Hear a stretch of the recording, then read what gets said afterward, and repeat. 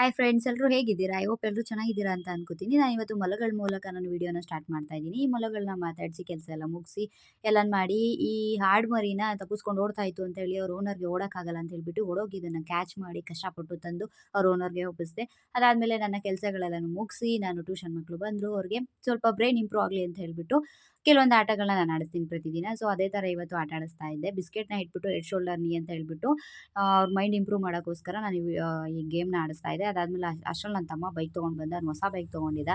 ನೋಡಕ್ಕೆ ಇದು ರವಿಚಂದ್ರನ್ ಹಳೆ ಮೂವಿನಲ್ಲಿ ಇದ್ದಂಥ ಬೈಕ್ ಥರ ಅದೇ ಬೈಕ್ ಥರ ನನ್ಗೆ ಅನ್ನಿಸ್ತು.